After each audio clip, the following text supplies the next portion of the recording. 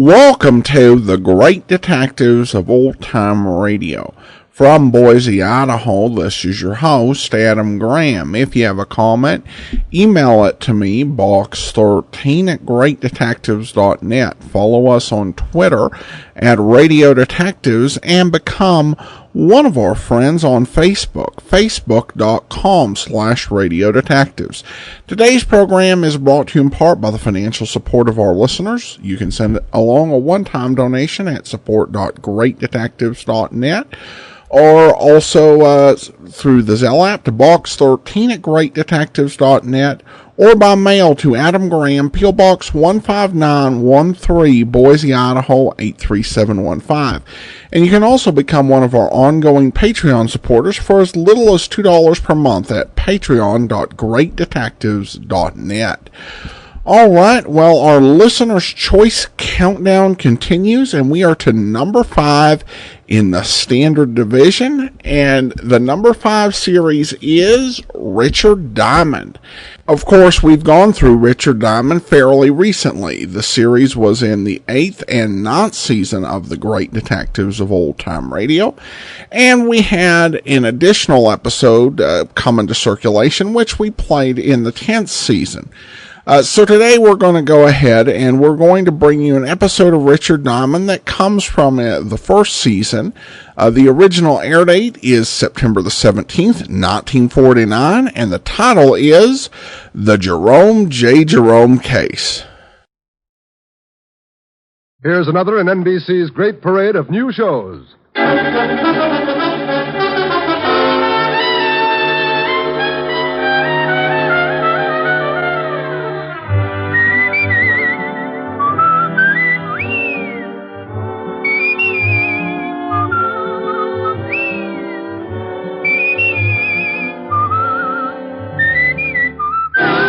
Now, Dick Powell as Richard Diamond, private detective.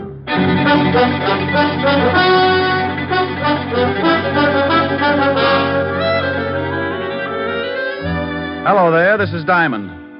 You know, if you've ever got a few idle minutes and you need a good chuckle to keep you going, just turn to the personals in any of the local papers. Now, I'm a guy with a strange sense of humor, and it really takes something right out of left field to get a spasm out of my funny bone. Well, just listen to this one out of the Little Rock Bugle. Oh, yeah. Bachelor, sincere young man, 4 feet 10, 190 pounds, handsome, out of work for a year, desires to meet woman who can straighten him out. See what I mean? If this guy does find a woman who can straighten him out, she'll probably do it with a flat iron. Oh, and get this one. Young man with large personality desires to meet woman with big bank account and small sense of humor. Object, murder. Oh, excuse me, that's merger. Oh, and here's a real whizzer. Attractive, intelligent girl, 30 years old with bubbling enthusiasm for life. Neither smokes, drinks, nor stays up late. Vegetarian and hates comic books. Would like playmate who enjoys active recreation. There'll be a month of fasting after that one. Oh, yeah, I knew I had something else. That case I got mixed up in last week. If you think those personals are silly, wait till you hear about this. It all started about 11 o'clock one morning in my office. Mr. Richard Diamond, private detective? I was out with a hula dancer last night. Wait, I'll look in the mirror and tell you. Come on in so you can see, too. My name is Jerome J. Jerome. Well, I'm not going to ask you what the J stands for.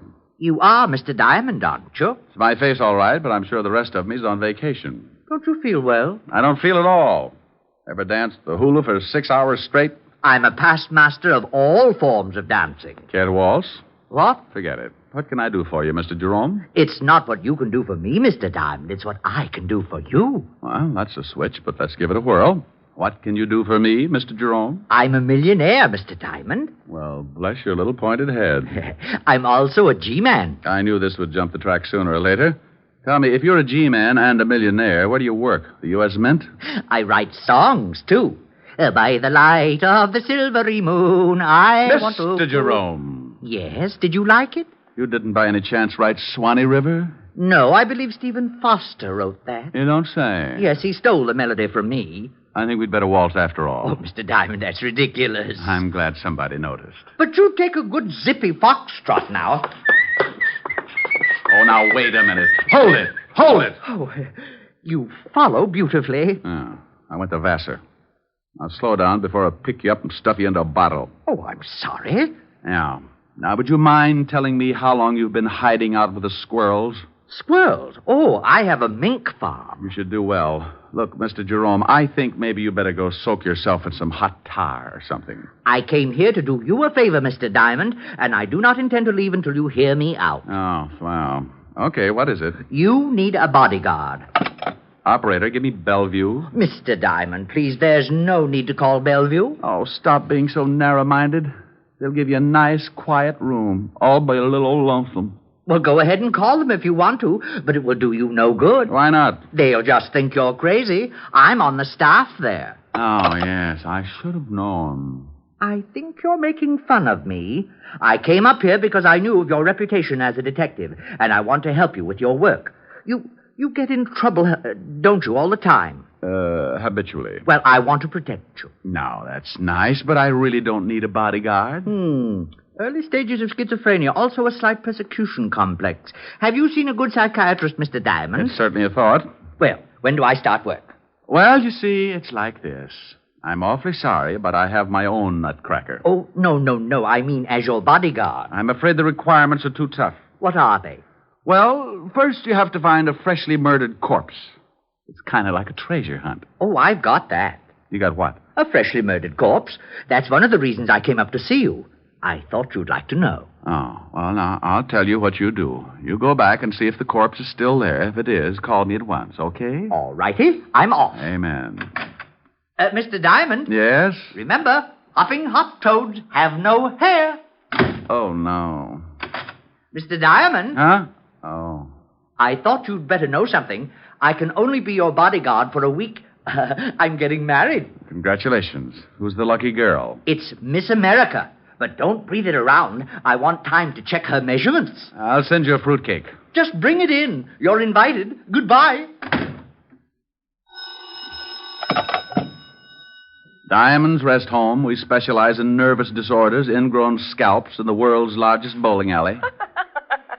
Oh, don't laugh. If you'd seen what just walked out of here, you'd go back to yo-yos. Well, what did just walk out of there? I'm not sure, but he had lovely blonde hair. He did? Yeah, all over him. Rick, what in the world are you talking about? I'm talking about nothing in the world. Come on, tell Helen. Well, I've got to get it all straight first. If I figure it out, I'll come over and we can throw sesame seeds at each other. Oh, I'd love to. When will you be here? As soon as I shine up my elk's tooth and lock the office. Bye.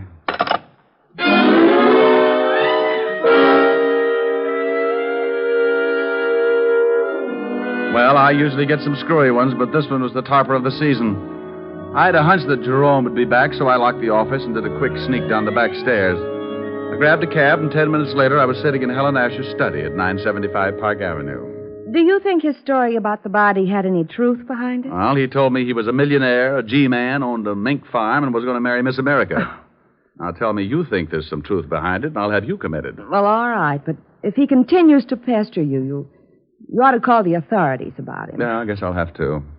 Poor little man. It's a poor little man like that who ends up hanging his grandmother on a meat hook. Oh, he doesn't sound dangerous to me.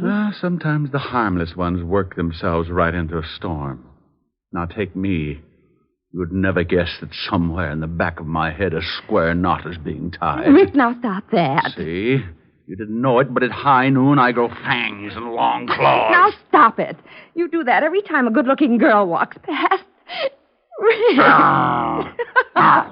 You complete idiot.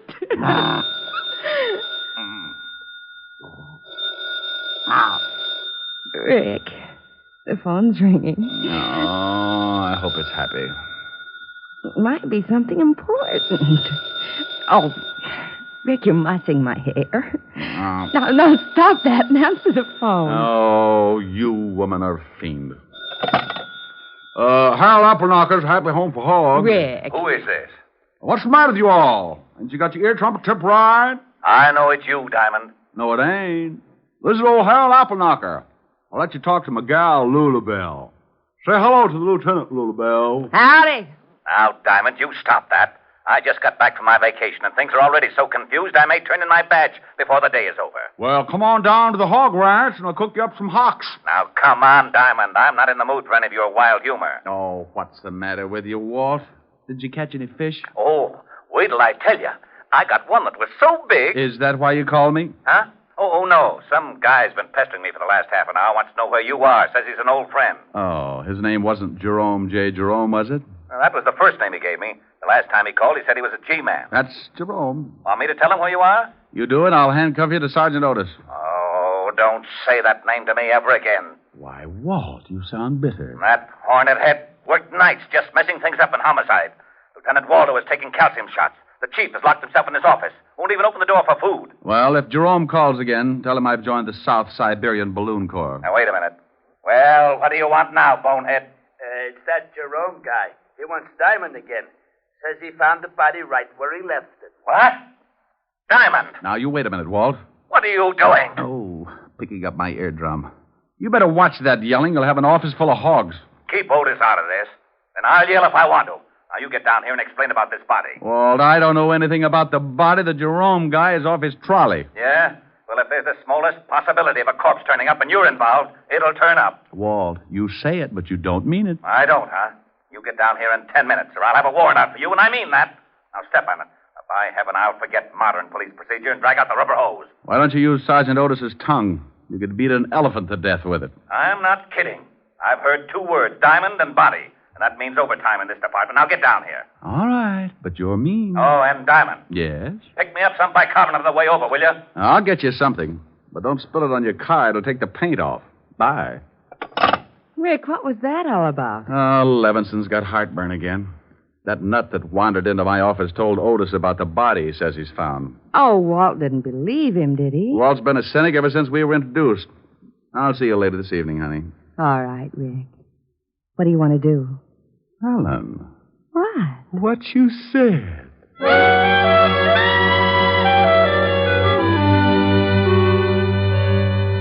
I had a mental picture of Walt eating his way through his desk, so I got some bicarbonate at the drugstore and hurried over before he got to the wiring and shorted out the whole department. As usual, the king of the forest met me in the squad room. Well, you're in Dutch, Shamus. I guess you're right, Sergeant Otis. How about lending me your wooden shoes? Oh, what do you mean, wise guy? They ain't wood. And why do you use a crowbar instead of a shoehorn? Yeah, very funny.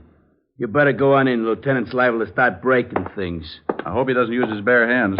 Yeah? Why? Well, your head's liable to get in the way, and you'll be crippled for life. All right, Walt. Stop chewing on that desk. Here's your bicarbonate. What are you talking about? Now, you listen to me, Diamond. That's like telling a man to turn up his hearing aid in a bombing. You can stop being cute. That guy, Jerome J. Jerome, phoned just before you came in, and he sticks to his story about the body, but he won't tell us where he is. You don't really believe him, do you, Walt? He's nuts. Well, he did say something about playing quarterback for Notre Dame. But if you're mixed up in this, I can't take any chances. Oh, don't be an idiot, Walt. This little guy, Jerome, came waltzing into my office this morning and... Lieutenant. Oh, what is it? That guy Jerome's on the phone again. He wants to talk to Diamond. Rick, pick up that phone and find out about that body. Oh, now, come on, Walt. You can use the extension in here. Go on. I promise you'll be sorry. You pick it up and say hello. Not to this guy, you won't. You'll come back with hopping, hop toads have no hair or something. Hello, Jerome. Oh, Mr. Diamond. Good. I've been trying to get you for some time. The body's here, all right. Where, Jerome? Anyone here? No, Jerome. Well, I thought maybe they had the line tapped. They do that, you know. Yes, Jerome. Now, where are you? I'm at the Osterham place. And if you don't want this corpse, I'm calling in Hawthorne of the death squad. Jerome, please. Now, where are you? The Osterham place on 74th Street. I'll be right over, and don't let the corpse get away. Oh, it won't. I'm sitting on it. Oh. Well, did you find out where he is? Oh, he said the Osterham place on 74th Street. What the devil's that? The Osterham place? That's old man Osterham's home. You know, the eccentric old millionaire that died last year? Oh, how did Jerome get in? It's been turned into kind of a museum. The old boy had quite a collection of rare antiques, and when he died, he left the house to the city as sort of a showplace. You mean he's open to the public? Yeah. Well, let's go. Jerome's probably found a mummy for us. On the way over, I told Walt about Jerome's sweet little visit in my office, and the lieutenant was all for stopping off for a straitjacket. When we got there, we looked out of the squad car at an old 3-story brownstone. But more interesting was the sign that hung from the door. Closed Saturdays. And you guessed it. It was Saturday. We got out of the car and went up. Well, don't just stand there. Try the door. I'm with you. Got an axe? Ring the bell. If Jerome's in there, he'll probably answer. Oh, anything to make the police force happy. Mr. Diamond. What is that? That is Jerome over in the window. You will have to climb in here. Come on, Walt. We can't do that. Who's that with you, Diamond? Oh, this is Lonely Levinson, Jerome. He collects bodies. Oh, good. He'll just love this one. Climb in. Coming on? Oh, go ahead. If there's a corpse in there, it's in the line of duty. I'll give you a boost. I can make it. What you read, old Fairberry? You shut up. There. All right, Red Heart, you're next. Up, up, and away! Oh, I'm glad to see you both. I was getting tired of sitting around with her. The conversation was so one-sided. Sitting around with who? Her. Rick. Yeah. Do I qualify, Mr. Diamond? Young girl. Been dead quite a while. Jerome. Yes, boss. Oh, Ricky, how you found her? Well, this room is supposed to be sealed up. Sealed up? Yes, the building is a museum. Not a very good one. I have much better things in my apartment. We're losing him. Jerome, how you found her? Oh. Well, when the building is open to the public, they take you on tours. When we passed this room, we noticed it was sealed. I asked why, and the guard said it was because the late Mr. Osterham had stipulated in his will that the rest of the house could be shown, but not this room. It was his private study. And he said if he ever wanted to come back, he didn't want a lot of people cluttering it up. Who broke it in? I did. You did. Don't they have burglar alarms in this museum? Mr. Diamond, Lonely Levinson has an extreme case of supersensitivity. Does he always snap like that? Only when he hasn't been fed.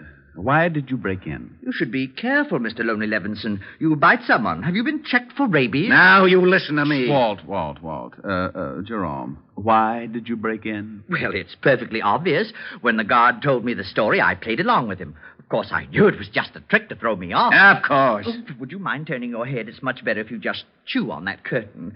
Well, I waited until they closed the place. Then I came back, jimmied this window, and found the body. Then I came to you, Mr. Diamond. Simple? Oh, sure. Rick, what are you doing? Oh, just looking at the dead girl. Come here. You find something? Yeah. Got on an anklet. Name is, strike a match, will you? Wait a minute. There. Oh, Adelaide. Looks like she's been dead quite a while. Yeah. Jerome, when you found... Hey, Jerome. What?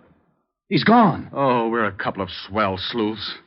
He's not out on the street. Must have climbed out and run for it. I'll send out a general on him. Yeah, I would if I were you. A guy like that shouldn't be running around loose. He's liable to wind up on Stromboli. Well, Walt put out a general alarm on Jerome and then called in the rest of the experts to give him the dope on the dead girl. I didn't wait around because I had a hunch that Jerome would find me again. I was right, because at that moment he was sitting in my office behind my desk. Diamond Detective Agency? Rick? Who is this? Oh, now stop clowning. This is Helen. Never heard of you. Why don't you dames leave me alone? By the light of the silvery moon. I guess I'll have to write some new lyrics. Oh, dear. Yes, what is it? Well, you sure got there in a hurry. Who is this? Now, you stop that, Diamond. You know very well who this is. What do you want, stupid? Stupid? Yeah, rhymes with Cupid. Could do a song on it. Like to hear my latest? I've been working on the railroad all the livelong devil day. is this? What kind of a song do you suppose I could write with Stupid and Cupid? Oh, hello, Mr. Diamond. What's going on? Well, hello, Jerome. Taking my calls for me? Yes, and wait till you hear the pixie I've got on the line. Here. Thanks. Hello, Walt. Rick? Yeah, you were talking to Jerome. I just came in. I might have known it. Don't let him out of your sight. Of course not. Now, what did you find out? Oh, yeah.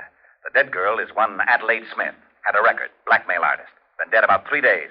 Working for a Patrick Mahaffey, attorney, on Pine Street. She was strangled. Blackmail artist, huh? Very smooth, or used to be. Any line on Mahaffey's background? We're checking into that now. Well, find out one thing more for me, will you? If I can, what? When that museum was open to the public. Well, that's easy. I'll call you back. Hold on to that Jerome guy. Oh, sure. Walt. Yeah? Jerome's gone again. What? Bye.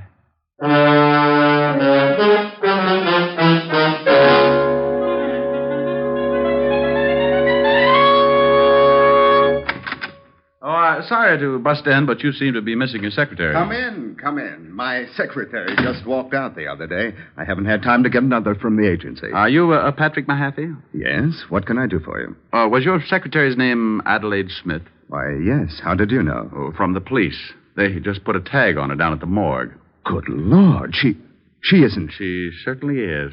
The morgue is very choosy about its tenants. Oh, that's terrible. What was it, an accident? Well, if it was, the insurance companies are going to have to set up a new system. She was strangled. Oh, how horrible. Yes. You're an attorney, aren't you, Mr. Mahaffey? Why, yes. Are you from the police? I just left them. What kind of an attorney? Why, just general law. Ever do anything you could be blackmailed for? What? Why, of course not. Ever have any business with the Osterham estate? No, I never handled any of the Osterham business. Why? Oh, nothing. I'll see you later, Mr. Mahaffey.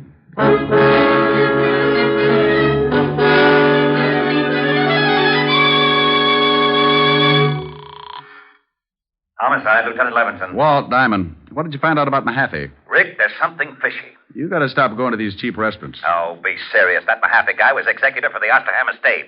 What? Yeah, funny coincidence. Coincidence, my shoulder holster. I just left him, and he told me he'd never even heard of the Osterham estate. Now, why would he do that? He's certainly smart enough to know we could check. Maybe he wanted time enough to skip. You think he's mixed up in the killing? Oh. Did you find out when the museum was open to the public? Yeah, the city completed the alterations 2 days ago. And if it means anything to you, that room was sealed up on the last day. Oh, thanks, Walt. And something else. We checked in the dead girl's bank account. She had $22,000 in it. A lot for a secretary, huh? Yeah, but not too much for a high-class blackmailer. Do one more thing for me, Walt. Find out if Osterham had any heirs. Now, what good will that do? I want to find out just how many people would know about that sealed room before the public got wind of it. Okay, I'll have Mahaffey picked up right away. No. Don't do it yet. I want 10 minutes with him. Where's his house? I got it right here. 93rd Street, West End Avenue. But I don't see why you won't let me grab Mahaffey. We know he's lying. You just check on that will. I'm going to throw you a killer.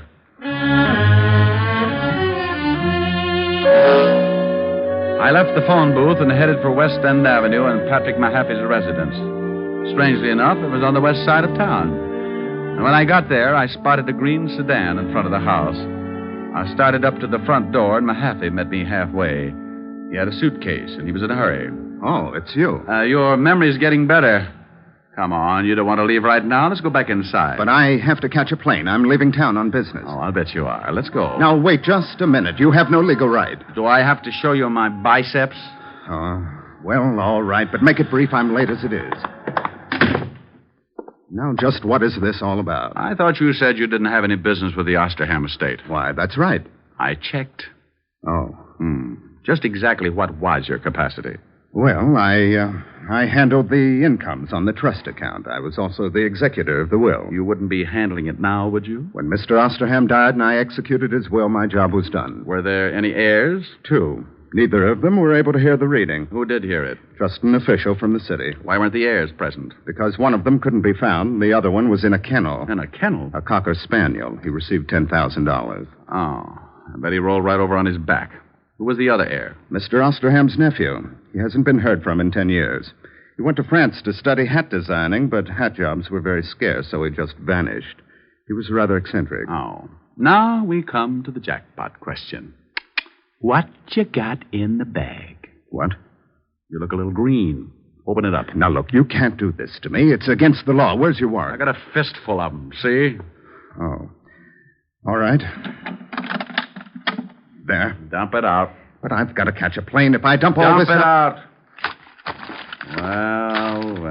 Well. Yes. It's a lot of money, isn't it? Sure is. Isn't it lovely? Well, I'm glad you like it. Go ahead. Take half. I was hoping you wouldn't say that. Why not? Because I'll hate myself for the next 2 years. Put it back in the bag and let's go. But I'm offering you $100,000. You must be a fool. Oh, this is a very elementary deduction. Come on, you can figure it out in Sing Sing. I don't think so. You should have looked in my pocket, too. Oh, I hope that's an old pipe you're pointing at me. I hate to disappoint you. It's a 38. Now you're turning green. Now, you better answer it. That's the police, and they know I'm here. All right, but you say one thing wrong, and I'll have to shut you up permanently. Yes? Is Diamond there? Yes. Let me talk to him. All right. You were right. It's for you. Go ahead, talk to him. But I warn you again. Hello? I'm getting tired of dialing. Everything all right? Just dandy. What did you find out? There were 2 heirs, and get this. One of them was a... Cocker Spaniel. Yeah, how did you know? What else? Well, that guy Mahaffey's a crook. We checked and found out that there's only about 10,000 left in the trust fund. The bank says Mahaffey had power of attorney, and he'd drawn out about 200,000. You got him there with you? Yeah, but it's all in the way you look at it. Oh, it's like that, huh? See if you can stall him. There ought to be a prowl car nearby. Goodbye, Walt. Did you get the information you wanted? Yeah, you killed the girl. Probably because she found out you were dipping into the till. You paid her $10,000 and got her over to the museum and strangled her. I took the money, yes. But you're just guessing about the murder. No one else but you knew about that closed room until after it was sealed and the public was told. The girl was killed the day before the room was sealed. You figured she'd never be found, but a little guy named Jerome, J. Jerome, went in and found the body. And if I'm right, little Jerome is really the missing heir. Impossible. Wasn't the museum rigged with a burglar alarm? Yes. Well, we found Jerome inside and the window open. He'd climbed in, but the alarm hadn't gone off. Simple. A member of the family might still have a key. He found the alarm and disconnected it. I don't believe it. But you must, Mr. Mahaffey. What? No, it can't be. Oh. Well, you really throw a beautiful left jab, Mr. Diamond. Oh, thanks for turning his head, Jerome. Now, would you mind telling me something just to sort of clear things up a little? You mean, am I really cracked? No. Like Mr. Mahaffey said, just a little eccentric. You see, I found out the money was missing, so I looked up the girl. She told me for $20,000 she'd show me the thief. She told me to meet her at the museum that night and the thief would be there. When I got there, she was dead. Well, I knew I couldn't solve the case myself, and if anyone found out who I really was, I might be held. So I became Jerome J. Jerome and hired Richard Diamond. Correction, I was not hired. Correction again. You'll receive a very substantial check as soon as the estate is settled. And thank you. Thank you. Oh, you might do me one more favor. If you know anyone who would like to buy a hat, I have got some dillies. I'll speak to Hedda Hopper in the morning.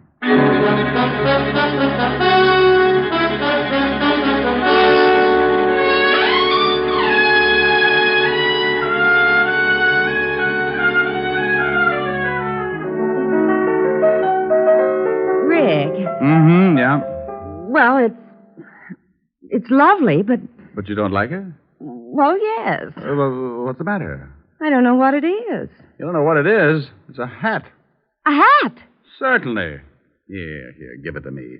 Now, look, you put it on this way, see? What are you laughing at? Oh, no. Oh, yes. I might even do a Hildegard if I got the right bookings. A pair of long gloves. All of a sudden, my heart sings when I remember little things. The way you Rick, used now to... stop it. I will not. I may have found a way to make $1 million. You're just jealous, that's all. I've got the hat and I'm pretty. Just sing a song. And finish it for a change. Oh, I'd love to. I don't know from nothing, baby. All I know is I love you. I don't care for nothing, baby, if I knew you cared for me too. So won't you make your mind up, baby? Tell me that you love me, please do. For I don't know from nothing, baby. All I know is I love you. We want a sponsor. All I know is I love you. Well, there you are. I finished it. Are you happy? Well, yes. But where did the band come from? Did you like it? Yes, it was great. Well, if it's great, don't ask questions. Thank you, Von Monroe. Honey, the name is Diamond. Oh, Mr. Monroe, I just love your record. No, baby, the name is Diamond. Mr. Monroe, ever since the first time I heard you sing, Come here, I want to tell you something. Racing with the moon, sailing through the midnight blue.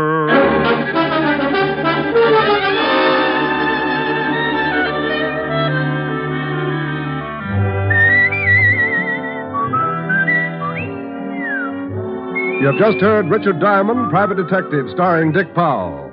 Helen was played by Virginia Gregg. Lieutenant Levinson by Ed Begley. Also in the cast were Wilms Herbert, Joseph Kearns, and Stanley Waxman.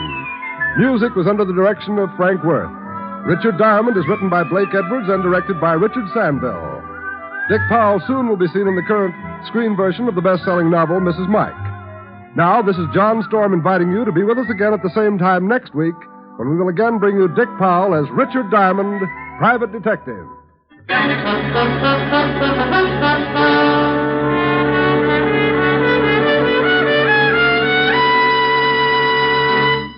You don't have to go to Alabama. You don't have to eat ham hocks and butter beans. All you have to do is enjoy Phil Harris and his ever-loving wife, Alice Faye, when they return to NBC tomorrow. For 30 minutes of Southern Fried Joy, lend an ear to Phil Harris, Alice Faye Show, returning tomorrow on most of these same NBC stations. Your tune for the stars on NBC.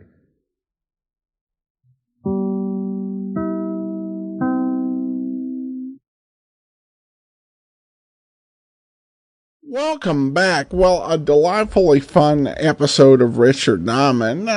Kind of an interesting twist regarding Jerome J. Jerome. Although for just acting the part, he did carry things kind of far. And of course, a nice instance of Richard Diamond name-checking another detective, in this case, Hearthstone of the Death Squad on CBS. Now we turn to listener comments and feedback, and have a comment here from, it's a review actually on the Apple podcast from Mateo2217, who writes, "Thank you for doing this, Adam. Your effort in putting this together allows other 20-somethings like me invaluable access to this gold mine of suspense, mystery, and adventure. Story writing hasn't been the same since." Well, thank you so much. I appreciate your review, and thank you so much for listening. All right, I also want to go ahead and thank our Patreon supporter of the day. Deborah has been one of our Patreon supporters since December, currently supporting us at the Detective Sergeant level of $7.14 or more per month. Thank you so much for your support, Deborah, and that will actually do it for today. Now, typically, next week, we would bring you the series that was ranked number 4 in the Standard Division. However, there was actually a tie for third. And so I decided we'll play both of the series that tied one week after the other, rather than splitting them up with the short division and my wild card. So next week, we will actually bring you the series that was number 1 in the short division. And then join us back here tomorrow for Let George Do It. In the meantime, send your comments to box13@greatdetectives.net. Follow us on Twitter at Radio Detectives, and become one of our friends on Facebook, facebook.com/Radio Detectives. From Boise, Idaho, this is your host, Adam Graham, signing off.